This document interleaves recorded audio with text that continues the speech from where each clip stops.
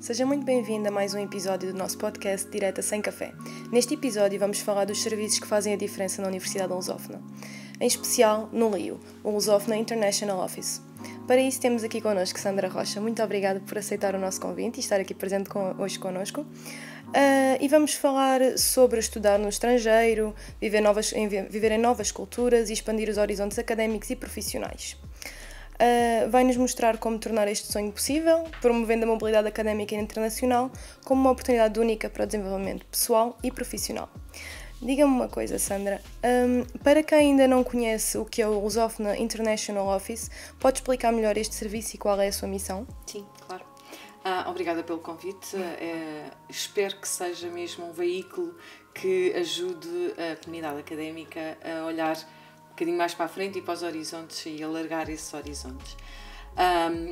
Internacionalização, às vezes nós também podemos fazer um pouco de internacionalização dentro de portas e nós fazemos-la recebendo muitos estudantes e professores, mas hoje em dia é imprescindível para qualquer estudante, funcionário e professor ter um contacto com as realidades fora de Portugal, porque nos ajudam a crescer e a alargar o nosso conhecimento, como é óbvio.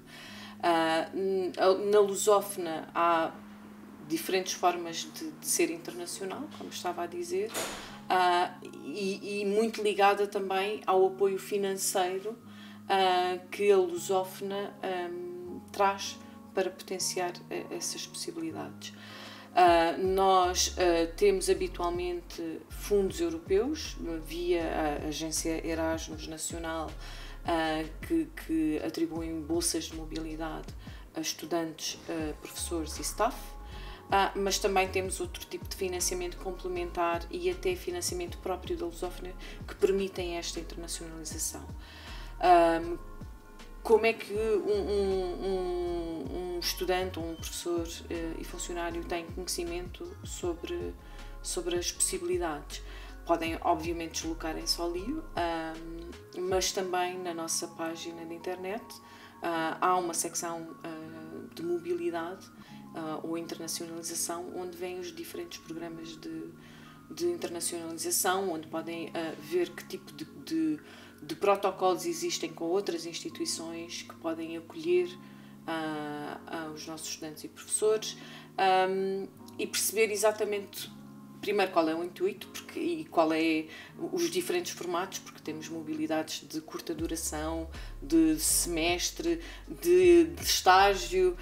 Para os professores temos mobilidades para irem ensinar fora de Portugal, mas também para terem formação em parceiros. Portanto, há um leque de possibilidades. Quais são as principais oportunidades de mobilidade internacional disponíveis atualmente para os alunos da Lusófona? Para os alunos, temos então a mais procurada é a mobilidade Erasmus, que todos os alunos conhecem, se calhar não em detalhe, e que permitem ao aluno estudar um semestre ou até um ano fora da sua universidade de acolhimento. Como?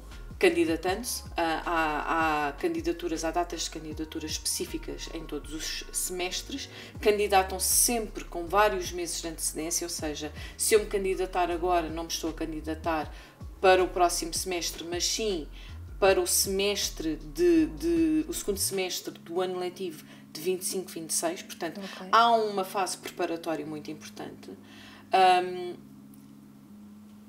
Há uma série de passos, obviamente, que os estudantes têm que dar antes de chegarem ao fim deste pedido. Podem começar, por exemplo, cada unidade orgânica, cada faculdade tem designado um coordenador para a mobilidade, há um professor, um funcionário que assistem nesta procura, dando conselhos e indicação qual poderia ser a melhor universidade para o acolher, que fazem a equivalência, não é? O matching do semestre das unidades curriculares que vão escolher para fazer na sua mobilidade. E depois de todo este passo de se aconselharem então com o coordenador de mobilidade, começam a preparar a documentação que têm que reunir para fazer a sua candidatura. habitualmente há mais procura do que vagas e fundos possíveis, mas ultimamente temos conseguido acolher grande percentagem dos pedidos que nos chegam. E o estudante começa por escolher então essa universidade, faz este processo todo, habitualmente escolhe e candidata-se para um semestre fora, mas às vezes as experiências são tão boas que há efetivamente o pedido para prolongar por mais um semestre. Pode acontecer, obviamente é mais um passo que tem que ser coordenado com a sua faculdade, mas que pode acontecer. Que passos práticos é que um estudante deve seguir se quiser fazer um semestre fora? Por exemplo, através do Erasmus+. Pronto, são estes que eu estava a falar, e eu fiquei muito na mobilidade Erasmus, não é? Mas há outro tipo de possibilidades que podem ser vistas. A internacionalização passa muito pela mobilidade de semestre, mas há pequenas oportunidades que vão acontecendo depois dentro do decorrer do ano, como as BIPs, que são Blended Intensive Programs. Um aluno pode participar numa BIP que confere créditos, às vezes confere créditos que não entram dentro dos obrigatórios daquele semestre e acabam por concluir o seu grau com mais créditos, mas também acabam por concluir com uma formação acrescida. Mas habitualmente estas oportunidades são de curta duração. Há a participação num evento de uma semana, num conjunto de atividades planificadas para uma semana em pessoa numa universidade que ofereça, e também depois uma parte complementar que é online, e daí se chamarem blended. Mas então passa por estarem informados, por lerem atentamente as informações que vão passando nas faculdades a que pertencem, e terem atenção às chamadas para as tais calls que acontecem para a formalização dos pedidos de internacionalização via mobilidade Erasmus. O processo então de preparação para um BIP ou para um Erasmus+, é o mesmo ou difere? Não. Então, para um Erasmus+, são aqueles passos em que confirma com o coordenador. Sim. Há, obviamente, primeiro uma vontade do estudante. Ele vai ver o que é que se passa, quais são as ofertas, quais são os protocolos que a nossa universidade tem dentro da área de ensino dele, confirma com o coordenador que, efetivamente, aquelas unidades curriculares que o estudante tem para fazer durante esse semestre tem um matching, tem uma equivalência com a universidade para onde vai, e depois faz a sua candidatura online via uma plataforma que nós temos disponível, a que chamamos de SOP, onde dá os seus elementos pessoais, faz a correspondência com a universidade para onde quer ir, e depois os serviços internos é que avaliam a candidatura. Certo. Quando temos... Como é que funcionam também estes protocolos com as universidades?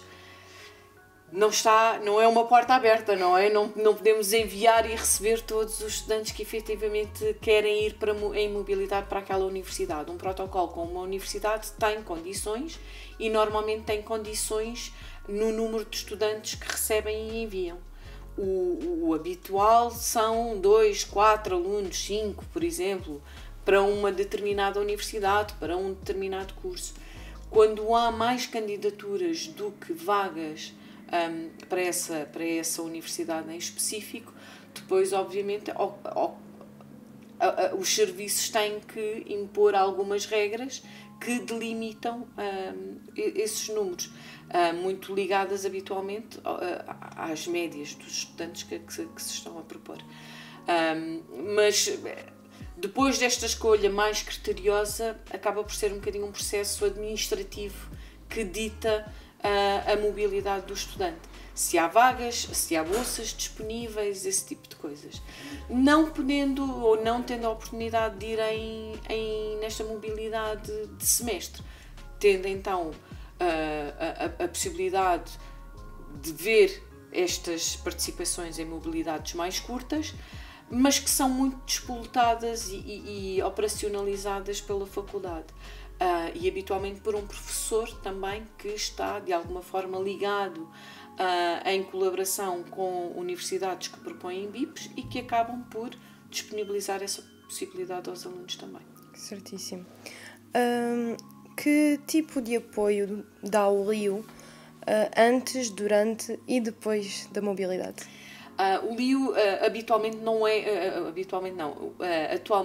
é um gabinete de internacionalização, vou dizer, regular, ou como se costuma encontrar em todas as universidades.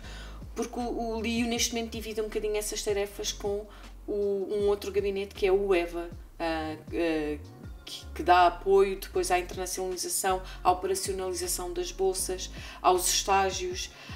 Portanto, o LIU tem a sua competência mais na preparação e na garantia que as colaborações, que estas pontes institucionais estão em funcionamento com as outras universidades, garantindo os protocolos, garantindo este número de vagas existentes nas outras universidades, garantindo o financiamento, ou seja, nós tratamos das candidaturas para garantir esse financiamento, que essas bolsas estão do nosso lado, que esse apoio financeiro é contínuo. Quando o aluno submete a sua candidatura e depois dela ser validada por diferentes componentes, não é? Pelos coordenadores internacionais, pelo LIU, porque garante que o protocolo com a universidade está em vigor, depois o EVA faz essa validação e acompanhamento processual, vê se os alunos estão em condições de ir, de acordo com os despachos de mobilidade que os alunos também podem consultar no site da mobilidade, no lusofna.pt, ver se as vagas correspondem às necessidades, o número de financiamentos disponíveis também estão lá. Portanto, essa responsabilidade é repartida com o EVA. Ok. De que forma é que estudar no estrangeiro pode impactar a vida académica e profissional?